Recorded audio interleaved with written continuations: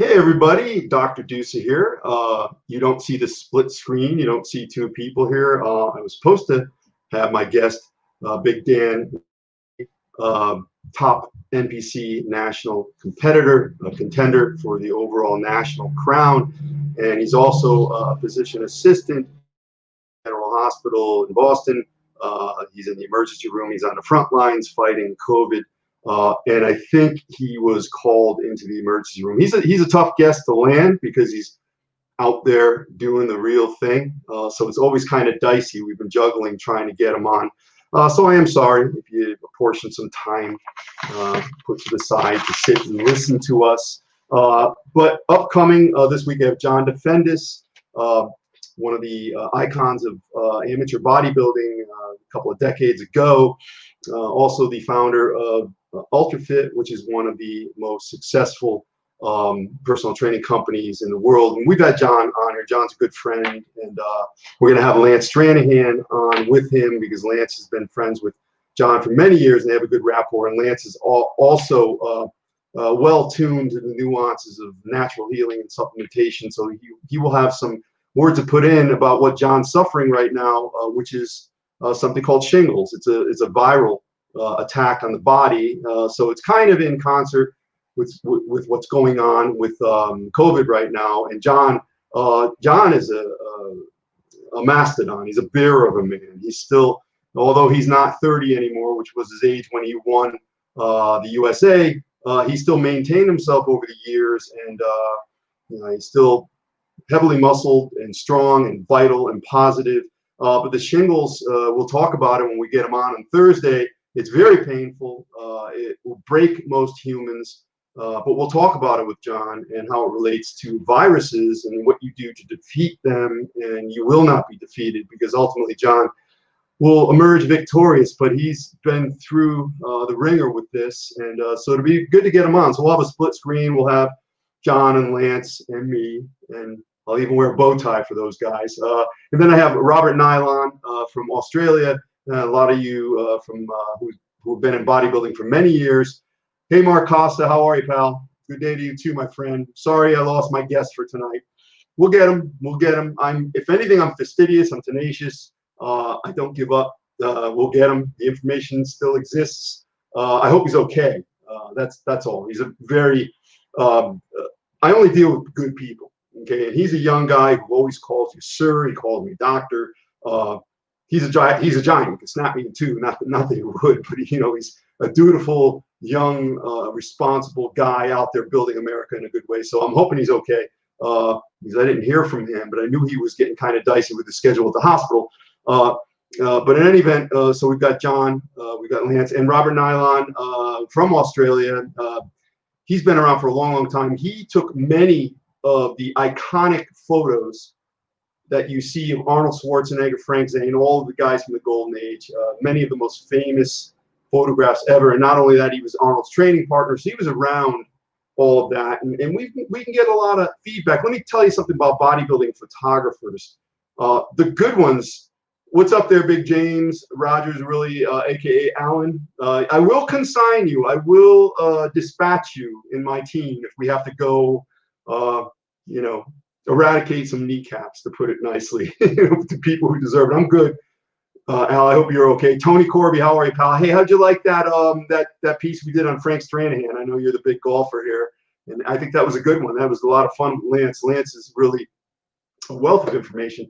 So getting back to Robert Nylon, bodybuilding photographers, the interesting thing is they're very good because they understand the human body, they understand anatomy, they understand the position of the body and how to show the muscles at their best. And Robert was one of them. Thanks, Tony. Thanks, Tom. I'm always glad you're here. You always give us some good input.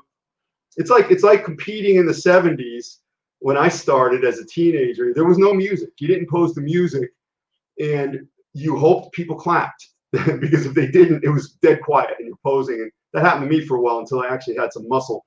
And it's good when we have people come here because I don't like it to be silent. I don't have a problem continuing to talk no matter what. That's never really a problem. But I like to have people involved and find out what people think. And it's always an exchange of thoughts and ideas. So in any event, not to get overly verbose here. So we've got Robert Nylon. And that's a little difficult because Australia is like almost 12 hours. I think right now in Australia, it's Tuesday. Is today Monday or Tuesday? Let's see. Today's Tuesday. I think it's Wednesday in Australia right now. So we've got to kind of juggle getting him on here. The good thing about this little setup I have is I just send people the link to the messenger or email, and all you do is click on and they come right into the studio right here. So even for a technological ignoramus such as myself, we get it done. And then we have Gordon Falsetti, one of the country's top trainers. And Gordon's going to come on with me. We're going to talk about veganism, not vegans, not people in particular, but veganism and vegetarianism, and why, if you are not as fastidious and exacting as possible, you may be wrecking your health. Because there's a lot of, for instance, you're not getting enough cholesterol right away, and a lot of hormonal processes are delegated by that. That's just one of the little things that make a big difference. You're getting all your essential amino acids, all that stuff. So we'll talk about all that. Roy Callender, we still have him on the docket, and Roy's up in Canada, and he's one of the icons from the 70s. And in fact, Roy was in the 81 Olympia. He was right in the top 3. He could have won. There was a lot of controversy on that, but Roy is still one of the top trainers in Canada. So he offers a lot of relevance, and he's in his early 70s. So we're all about longevity. He's going to talk about how he remains tip-top in physicality and mentality as well. And I love Roy. In fact, my best friend from my training days, Lee Myrano, that's his guy. Roy is his guy. So and Bill Grant as well, who we've always had on, Lee, if you're listening. And Alex Ardenti, I have him scheduled. Alex is really, really busy. He's a giant of a man, very muscular, great bodybuilder from years gone by. But he also produces videos now. He's on Netflix. He just produced a film called Sups, which is about the supplement industry. It's about 2 hours long. It's chock full of stars and big name people who illuminate with a lot of information of what goes on in the supplement industry and things that you want to know. So it's going to be great to have him on as well. And finally, Tom Prince. A lot of you know him as the early 90s nationals champion, and I think he placed as high as, let me see if I can find him on here. Well, we won't go into that right now. I won't look for his. I know he placed high in 1 or 2 NPC IFBB shows. He did become a pro, but he talks openly about his kidney failure and the fact that he has dialysis 3 times a week. He and his wife run a very successful company, real estate company now. So he still goes on and does things. He's undaunted. A lot of people will be broken by that. I think he even had a kidney transplant. So he's a great guy. And you've seen pictures of him. He was 300 pounds when he was competing, close to it. And now he's just a little sliver of a guy. And I don't mean that in a bad way, but he'll agree. So we like to juxtapose that and talk about how you juggle something like that. Because a lot of people, the day comes where, thank you, Steve. You're always a good member and a good presence here with great input that makes us think and diverge into different avenues that I don't often think of. So I just kind of do this. There's no training that goes along with this. You're thinking about doing something, just do it. There's no good time. Just do it right now. I was talking to a guy from Kenya today, one of my members, and he's broken man, poor, no opportunities. He would like to come to America. So I told him, I go, come. He goes, well, I have no money. I go, well, what do you spend your money on? He said, bills. I go, all right, make a list. He goes, what do you mean? I go, make a list of all your bills, and I guarantee there's some things you can cut. I said, how much do you need to come here? He said something in Kenyan currency. I didn't know what it was. I go, what's that in US dollars? And he said, that's $3,500. And I didn't say that's not a lot of money, because you'll hear people here say that. I mean, I think that's a lot of money. I respect that. But in Kenya, that's a year's living money. I mean, you can exist and subsist on that for a year, I guess. So to him, that could be something that's seemingly insurmountable. But I said, make that list and cut stuff out. Junk food, beer, cigarettes, if you do that, hookers. I was kind of joking with him, trying to break the ice. And he understood everything I was saying. So I had to tone it down a little bit. He had good English skills. But I said, there's always a way to do it. And I said, come now, or at least plan it, and then be beholden to that deadline, and come here. Just come here and take a chance and pull that lever. He's not married, he doesn't have any kids. And I said, take a chance, come here now. Because then, if not, you're going to die in the state. And he's only in his 20s. I said, you're going to die in the state you're in now. Now you're going to die many years from now, hopefully, but nothing's going to change, because you're not going to change anything. You're going to take a risk. you're at the best time to take a risk.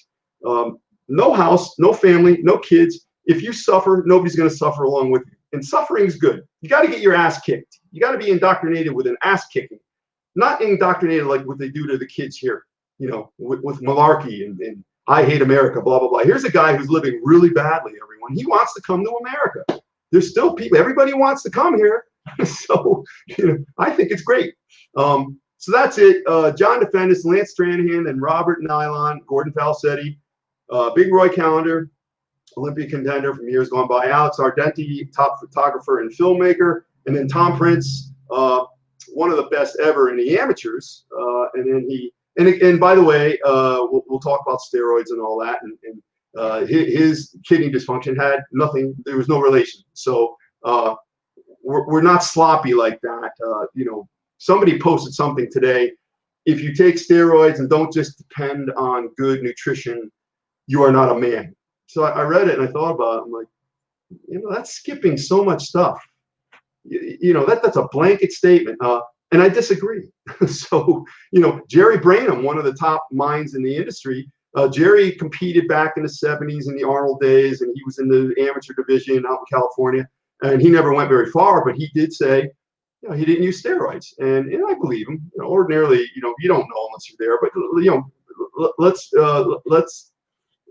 give it that he didn't take them. And he said, for all he knows now to this day, if he knew what he knew now, that if he knew then what he knows now, he would take them. He'd take them under doctor's supervision, and he would take them, you know, efficaciously, you know, to help maintain a positive nitric balance and all that stuff. So just to say you're not a man for taking steroids, listen, you know, you're not a man if you're beating your kids, or you're not, you know, visiting your mother, or you're not holding the door open, or you're not helping a wounded animal. Then you're not a man.